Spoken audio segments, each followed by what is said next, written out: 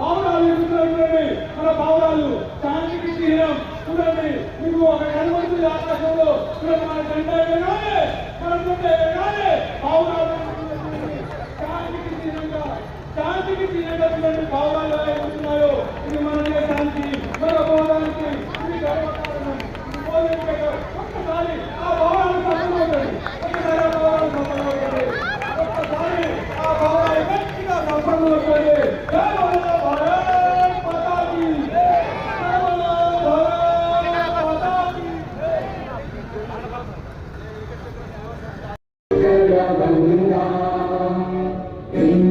हिमाचल यमुना गंगा उज्जल जलधितरंगा तव शुभ नामे जागे तव शुभ आशीष मागे।